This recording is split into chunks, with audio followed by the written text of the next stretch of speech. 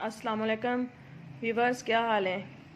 उम्मीद करती हूँ कि सब अच्छे होंगे और बहुत अच्छे से अपने फैमिली मेम्बर्स का और अपने प्लांट्स का ख्याल रख रहे होंगे और अपने प्लांट्स के साथ खूब इंजॉय कर रहे होंगे, क्योंकि मौसम चेंज हो रहा है और प्लांट्स की हालत भी बेहतर होती जा रही है। पहले जो गर्मी में कंडीशन थी अब वो नहीं है, खूबसूरत होते जा रहे हैं माशाल्लाह प्लांट्स। तो फ्रेंड्स, आज हम जिस टॉपिक पे मैं बात करूँगी आपके साथ वो है ये खूबसूरत सा पोनी टेल पाम प्लांट। इस प्लांट के कई नाम हैं। इसको पोनी टेल पाम भी कहा जाता है, लेकिन इसका पाम की वैरायटी से कोई ताल्लुक़ नहीं होता।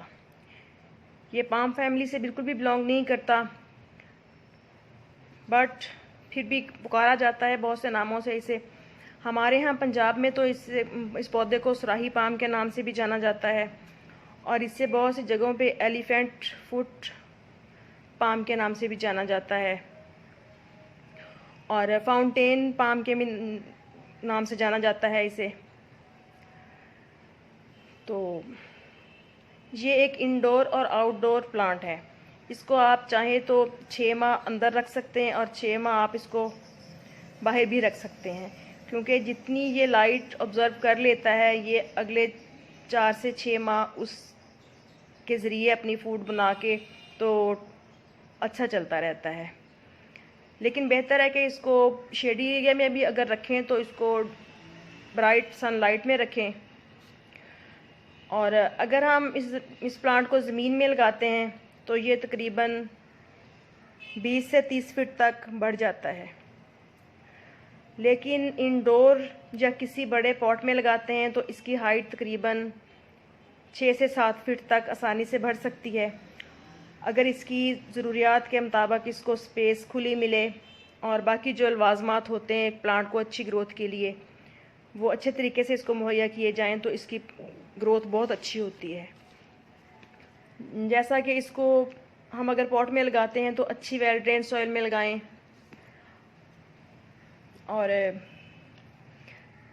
इस सॉइल को बनाने के लिए जो कम्बिनेशन हम तैयार करेंगे उसमें 20% सैंड हो, 25% सैंड, 25% गार्डन सॉइल, 25% इसमें ग्रेवल शामिल कर लें और 25% कोई भी कंपोस्ट, वर्मी कंपोस्ट हो या आपके पास काउडंग कंपोस्ट हो, जौन सी कंपोस्ट भी हो वो आप लेके तो ये चारों चीज़ों का अच्छी तरह से मिक्सचर बना के ऐसा पोटिंग सॉइल बनाएं जिसमें पानी ज़्यादा देर ठहरे ना, क्योंकि अगर पानी का ठहराव ज़्यादा देर मिट्टी में रहेगा तो इसका जो मेन स्टेम होता है नीचे से सुराही सी बनी होती है वो गलना शुरू हो जाता है और प्लांट ख़राब हो जाता है। और बाज़ औक़ात मेरे साथ तो यूँ भी हुआ है मेरे इस प्लांट के साथ कि लास्ट ईयर ये वाला मेरा प्लांट जो है मैंने तकरीबन 3 साल से 4 साल से मेरे पास है। तो चूँकि गर्मियों के मौसम में झुंड की सूरत में मैंने प्लांट्स रखे हुए थे, तो जब बाकी प्लांट्स पे शावरिंग करती तो इस प्लांट पे भी हो जाती थी, तो मुझे पता ना चल सका, क्योंकि गर्मी का मौसम होता है और हम समझते हैं कि तमाम प्लांट्स को पानी की ज़रूरत है। तो शावरिंग करने के बायस ही इसमें थोड़ी ओवर वाटरिंग हुई और ऊपर से जो इसकी पोनी सी बनी होती है शुरू में जो जहाँ से न्यू लीव्स निकलते हैं, तो मैंने महसूस किया कि वहाँ से मेरा प्लांट ख़राब होना शुरू हो गया है। तो जैसे ही मुझे समझ आया तो मैंने फ़ौरन इसको ऊपर से कट कर दिया और मेरे प्लांट ने सरवाइव भी कर गया। और नीचे से ये देखें कितने 4-5 तकरीबन न्यू यानी कि इसमें स्प्राउटिंग हुई और छोटे छोटे से फूल की सूरत में लीव्स निकलना शुरू हुए। तो अब माशाल्लाह मेरा प्लांट अच्छी ग्रोथ कर रहा है। और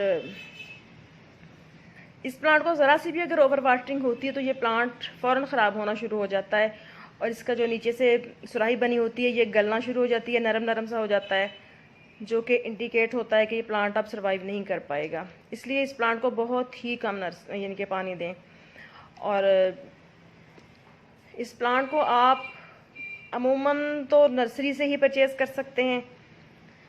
कोई न्यू बिगनर है या जिसको भी प्लांट्स का शौक़ है तो नर्सरी से ही लिया जाएगा। लेकिन हाँ, अगर किसी के पास ये पुराना प्लांट पड़ा है जिनके पहले से आपने लिया हुआ है प्लांट, तो आपने देखा होगा कि नीचे से इस सुराही के ऊपर छोटे छोटे से पप्स निकलना शुरू हो जाते हैं, जो कि फूलों की तरह नज़र आते हैं, लेकिन एक्चुअली वो इस प्लांट के बेबी प्लांट्स होते हैं। तो जब वो 6-7 इंच के हो जाएं तो आप उनको मदर प्लांट से अलग करके भल वाली या किसी भी अच्छी वेल ड्रेन मिट्टी में लगा दें, पानी दे के तो सायादार जगह पे रख दें। जब तक इनकी रूट्स डेवलप ना हो जाएं इनको साए में ही रखें, और पानी बहुत कम देना है, इस बात का ख़ास तौर पे ध्यान रखना है।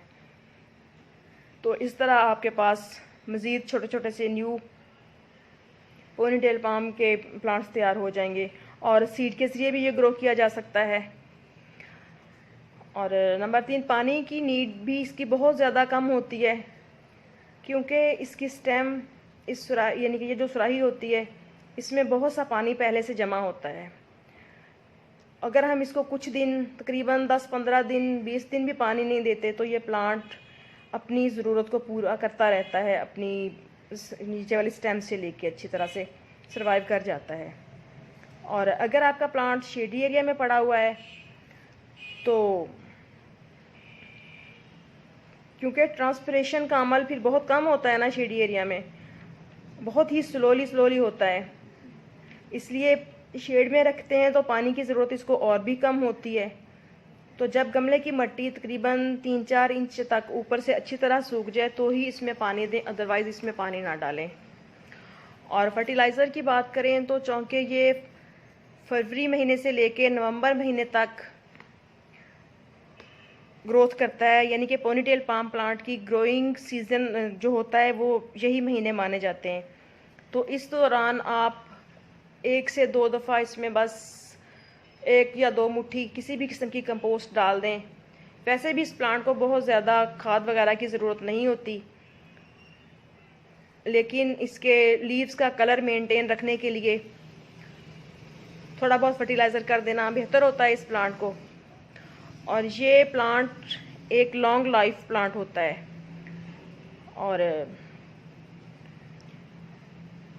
ये जो प्लांट है ये पेस्ट रेजिस्टेंट भी है, क्योंकि इस प्लांट पे कोई पेस्ट कभी मुझे नज़र नहीं आया।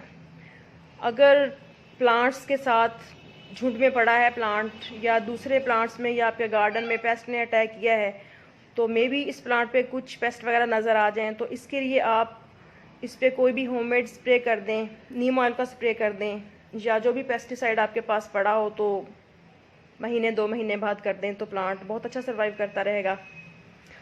और जो बिगनर्स हैं उनके लिए भी ये प्लांट बहुत अच्छा है, क्योंकि जो बच्चे या बड़े गार्डनिंग का शौक़ रखते हैं लेकिन जगह कम होने के बायस या किसी भी वजह से बिज़ी होने के बायस अपने प्लांट्स को टाइम नहीं दे पाते, तो इस तरह के प्लांट्स चूज़ कीजिए कि जो कि बहुत ही कम केयर मांगते हों। तो इन्हीं प्लांट्स में से एक प्लांट पोनीटेल पाम है, जो कि बस आप एक दफ़ा ले आएँ, बस फिर उसको उसके हाल पे छोड़ दें, तो ये प्लांट आपके पास बहुत अच्छा सर्वाइव करता रहेगा। जब भी कभी टाइम मिले उसे पानी दे दें और ऊपर से हल्की हल्की गुड़ाई कर दें, तो प्लांट बहुत अच्छा चलता रहता है। बस एक दफ़ा इस प्लांट को अपने घर ले आइए, इंडोर रखें या आउटडोर रखें, लेकिन बेस्ट है कि शेडी एरिया में ही रखा जाए इसको, तो प्लांट ठीक चलता रहता है। और इस प्लांट को थोड़ा सा जब हम प्लांट का पॉट करते हैं ना, तो इसको जो ये सुराही होती है थोड़ा सा ऊपर करके लगाना चाहिए, ताकि प्लांट मज़ीद खूबसूरत नज़र आए। मेरा ये प्लांट पहले छोटे पॉट में लगा हुआ था, तो तकरीबन 1.5 से 2 साल हो गए मैंने इसको बड़े पॉट में शिफ्ट किया। तो इसमें कंपोस्ट और खाद वगैरह डालने की वजह से ना थोड़ा सा इनके ऊपर तक इसकी सुराही ढक गई है। तो अब इंशाल्लाह मैं नवंबर के महीने में इसको थोड़ा सा ऊपर करके लगाऊंगी, क्योंकि इसकी खूबसूरती इसकी सुराही के साथ होती है। सुराही जितना ऊपर पड़ी होगी प्लांट उतना ही खूबसूरत नज़र आएगा। तो ओके फ्रेंड्स, आई होप कि आपको पोनीटेल पाम के मुतालिक इंफॉर्मेशन अच्छी लगेंगी, और आप भी इस प्लांट को अपने घर में लेके आएंगे और अपने घर की खूबसूरती को मज़ीद खूबसूरत बनाएंगे, और बहुत यूँ समझें कि प्लांट्स घर की रौनक होते हैं। मुझे तो घर प्लांट्स के बगैर बिल्कुल भी अच्छा नहीं लगता। तो इजाज़त दीजिए फ्रेंड्स, फिर मिलेंगे नेक्स्ट वीडियो में नेक्स्ट टॉपिक के साथ। दुआ में याद रखिएगा। ओके, अल्लाह हाफिज़।